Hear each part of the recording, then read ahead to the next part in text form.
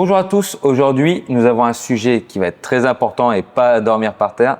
Ça va être de travailler aujourd'hui la vidéo sur le sommeil. Aujourd'hui le but avec Cindy, c'est de vous expliquer un petit peu l'intérêt d'avoir un sommeil de qualité. Cindy, thérapeute depuis 2019, tu es spécialisée dans l'accompagnement périnatal et parental et tu as une spécialité, si je ne me trompe pas, c'est justement le sommeil, l'accompagnement des enfants et des adultes pour améliorer leur sommeil. Donc justement, est-ce que tu peux déjà dans un premier temps nous faire un peu l'état des lieux du sommeil des gens en général? Alors en France, les troubles du sommeil sont un problème de santé publique majeur et en croissance. Environ un Français sur 3 déclare souffrir de troubles du sommeil de manière récurrente, de manière régulière. Et l'insomnie chronique est le trouble le plus fréquent chez les Français. Il touche environ 15 à 20% de la population actuellement, de la population adulte. Ces troubles ont des conséquences forcément sur la qualité de vie de l'individu, sur la santé physique et mentale, avec un niveau de fatigue accru, des troubles de l'humeur, un risque aussi accru de maladies cardiovasculaires et une baisse de la productivité. Alors on aura des facteurs favorisants à ces troubles du sommeil. On pourra retrouver le stress, l'anxiété, les mauvaises habitudes de vie, l'utilisation des écrans le soir, des horaires de coucher décalés, certaines pathologies aussi qui peuvent contribuer à développer des troubles du sommeil. En tout cas, en France, actuellement, on observe une augmentation des consultations, ce qui prouve bien, donc pour les troubles du sommeil, ce qui prouve bien que c'est vraiment un problème majeur et que les personnes commencent à prendre conscience de ce problème. Les troubles du sommeil représentent aussi un coût, finalement, non négligeable pour la société en termes d'absentéisme, mais aussi en termes d'accidents et de dépenses de santé. Pour résumer un peu l'état en France, un Français sur 3 dort mal, l'insomnie domine et l'impact est lourd sur la santé mentale et sur la société. On voit en effet que le sommeil, moi je le vois au niveau en salle de sport avec les adhérents que j'entraîne, bien souvent manque d'énergie, fatigue. Faut pas oublier que le manque de sommeil a vraiment beaucoup d'impact au niveau physiologique, au niveau du corps humain. Dans un premier temps, faut pas oublier le rôle du sommeil sur le corps humain. C'est en effet cette capacité à régénérer nos cellules. Le facteur numéro 1 pour récupérer, c'est le sommeil. Vous pouvez, en effet, il y a également d'autres piliers comme l'alimentation, les massages, les étirements, etc. Bien souvent, moi c'est ce que j'explique aux gens, dans un premier temps, c'est le sommeil qui permet de récupérer, puisqu'au niveau physiologique, ça permet vraiment la régénération des cellules. Derrière ça, il y a également la notion hormonale. Un sommeil troublé, un manque de sommeil va influer énormément sur votre système hormonal. Chez les hommes, ça peut être une baisse de la testostérone, mais après, plus généralement, chez les gens, ça va être également l'augmentation d'une hormone qui s'appelle le cortisol, notamment, qui va favoriser également, c'est une hormone qui est produite également pendant le stress, qui va justement favoriser la prise de poids. Un manque de sommeil, on voit déjà sur ces 2 premiers points que ça a une incidence terrible pour le corps humain. Derrière ça, on va avoir également au niveau hormonal, le manque de sommeil va jouer sur des hormones qui vont favoriser le grignotage notamment. On voit vraiment que le processus de manque de sommeil est un terrain propice pour dégrader le corps humain et donc derrière ça aussi la baisse d'énergie. Bien souvent, les personnes qui arrivent avec une baisse d'énergie, des fois en effet, il faut chercher juste pas plus loin que le bout de son nez, c'est déjà de voir est-ce qu'on a un sommeil de qualité et déjà avant même de qualité, est-ce qu'on a un sommeil en bonne quantité. Si on dort 4 heures par nuit, en effet qu'il va y avoir des soucis à ce niveau-là. Et également un des points qui est important et je pense dans ta discipline tu dois avoir pas mal d'exemples par rapport à ça, c'est en effet que ça va jouer au niveau cognitif. Le manque de sommeil va également diminuer nos fonctions cognitives, mémorisation, également interaction avec les autres. Donc au niveau cognitif, ça a également son rôle qui est très important. Donc on voit que le sommeil est un des piliers de notre santé au niveau du corps humain. Donc justement, on a vu un petit peu au niveau physiologique et donc sur l'impact au niveau physique du manque de sommeil. Mais toi, justement, avec ta discipline en tant qu'experte au niveau thérapeutique sur le sommeil, quel peut être l'impact justement au niveau de la santé mentale de ce manque? Oui. Alors au niveau de la santé mentale, on observera déjà des troubles de l'humeur. L'insomnie est les autres troubles du sommeil peuvent augmenter de manière significative le risque de développer des maladies type dépression, anxiété. On aura également une exacerbation des pathologies déjà existantes. Le manque de sommeil va aller accentuer les maladies déjà présentes. Donc des personnes qui sont par exemple sujettes à des soucis au niveau mental, le manque de sommeil va aller aggraver ces symptômes, donc plus de crises d'angoisse, plus de symptômes psychotiques également. On pourra retrouver aussi des difficultés cognitives, comme tu disais tout à l'heure. Le manque de sommeil va impacter négativement les fonctions cognitives essentielles comme la concentration, la mémorisation, la prise de décision et la régulation émotionnelle. Le manque de sommeil va du coup pouvoir mettre ça encore plus en avant. On aura aussi une irritabilité et une labilité émotionnelle. Le mauvais sommeil va rendre irritable, plus émotif, moins apte à gérer le stress au quotidien. Ça va contribuer à mettre des tensions dans nos relations, au travail aussi, ça peut vraiment avoir un impact. Donc finalement, c'est un cercle vicieux puisque les troubles du sommeil vont accentuer les pathologies déjà existantes et la mauvaise santé mentale. Et la mauvaise santé mentale peut effectivement aussi aggraver les troubles du sommeil. Donc on peut vraiment se retrouver dans un cercle vicieux qu'il est parfois difficile à briser.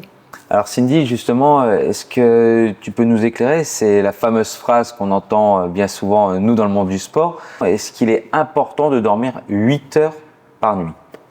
Alors, important, oui, mais en tout cas pas nécessaire. Il ne faut pas forcément nécessairement dormir 8 heures par nuit pour tout le monde. L'idée des 8 heures est en fait une moyenne, mais les besoins peuvent varier considérablement en fonction de plusieurs facteurs. Donc on aura notamment l'âge, mais surtout le chronotype de la personne. Alors un chronotype, c'est quoi finalement? C'est notre horloge biologique interne individuelle qui détermine nos préférences naturelles en matière d'éveil et de sommeil. En gros, ça nous dit si on est plutôt du matin ou du soir. Les différents chronotypes, il y en existe plusieurs qui vont être dans la population. On retrouvera 4 grandes catégories.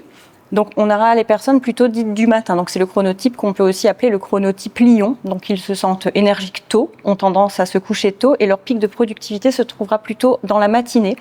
Eux, ils peuvent très bien fonctionner avec moins de 8 heures de sommeil si c'est leur rythme naturel. Ça, il n'y a pas de souci pour eux. Après, on aura les personnes plutôt du soir, donc les chronotypes type loup. Donc eux, ils vont avoir du mal à se réveiller tôt, ils vont être plus productifs le soir et ils vont avoir tendance à se coucher plus tard. Alors les forcer, eux, à dormir les 8 heures classiques peut les rendre contre-productifs et entraîner chez eux une dette de sommeil puisqu'ils ont besoin du coup d'un temps de sommeil plus long. Ensuite, on aura le type plutôt insomniaque, vigilant, on va dire, donc le type plutôt dauphin. Donc ces personnes vont avoir un sommeil plutôt léger, plutôt perturbé.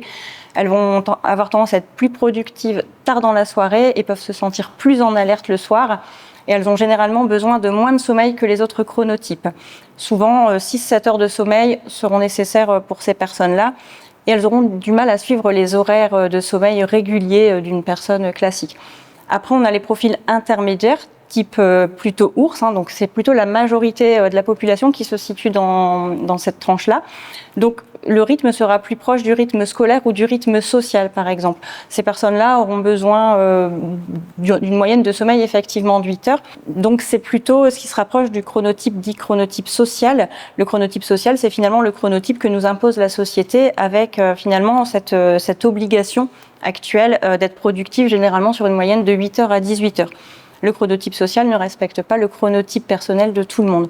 Donc, aller à contre-courant, finalement, de notre chronotype personnel peut entraîner des troubles du sommeil. Alors, justement, la question par rapport à ça, la première, c'est est-ce qu'une personne peut être entre 2 chronotypes, être un petit peu loup et dauphin, ou c'est vraiment, on est dans une case, on est à ce chronotype-là? C'est vraiment au cas par cas. En tout cas, ce qu'on sait, c'est que le chronotype varie en fonction de l'âge et peut aussi se modifier avec le temps. D'accord. Donc effectivement, les adolescents, par exemple, vont avoir plutôt un chronotype loup, parce qu'ils ont tendance à se coucher tard et à avoir du mal à se lever le matin. Plus on va vieillir, plus on aura un chronotype lion ou dauphin, par exemple. Mais après, en effet, une personne peut faire évoluer son chronotype en fonction de ses habitudes à ce moment-là. Alors, on peut un peu, brusquer notre chronotype. C'est ce qu'on fait de toute façon, la plupart d'entre nous. La société, le chronotype social, justement, nos habitudes de vie font qu'on va à l'encontre de notre chronotype de manière naturelle.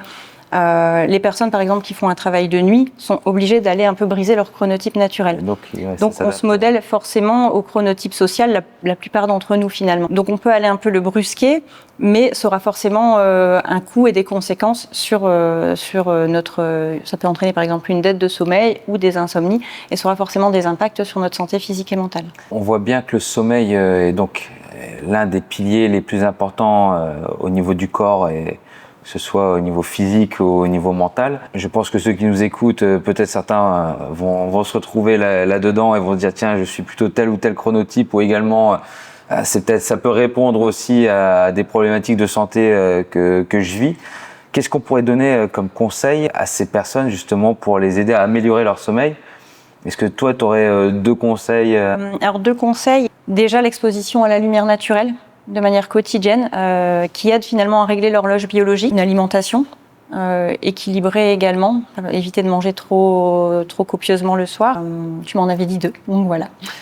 Ça, c'est déjà pas mal. Donc on voit justement l'alimentation est très importante. Nous, on le voit au niveau sportif, et oui, va influencer aussi sur le sommeil. J'aurais tendance à dire dans un premier conseil, c'est d'essayer de faire une activité sportive que vous allez aimer. Ça, c'est important. Pourquoi? Parce qu'encore une fois, les personnes qui manquent de sommeil, le but, c'est d'avoir une activité où ils vont pas être forcément en échec. Donc, favoriser des activités sportives que vous aimez, et donc qui va influencer et réduire notamment votre anxiété, votre stress, et donc favoriser donc un meilleur sommeil. Le deuxième conseil que j'aurais tendance à donner, c'est également de favoriser une routine, une régularité dans votre pratique. Tu parlais beaucoup de chronotypes. On voit au final que le corps humain est régi par des rythmes, ces fameux rythmes naturels, et le sommeil en fait partie. Et bien justement, le corps humain aime la mise en place de routines. On parle sur l'alimentation de manger à des heures régulières, ce qui va favoriser notamment la digestion, pour également la régulation du poids. Mais dans le sommeil, c'est la même chose, de créer des rythmes, et dans l'activité sportive également de créer un rythme, va favoriser justement cette alternance de veille-sommeil au niveau du corps. Donc voilà les 2 conseils que j'aurais tendance à donner pour améliorer le sommeil des gens qui nous regardent. Bah écoute Cindy, merci pour cette analyse et cette expertise. J'espère que ça va vous aider à mieux dormir. Si vous avez des questions, n'hésitez pas en commentaire dans la vidéo à nous les poser, et Cindy et moi-même, on se fera une joie d'y répondre. N'hésitez pas à vous abonner à nos réseaux, que ce soit sur notre page YouTube Correspa Wascal, ou également sur la page Instagram de Cindy. Toutes les informations seront mises également en commentaire. D'ici là, dormez bien, et je vous dis à très vite. Salut!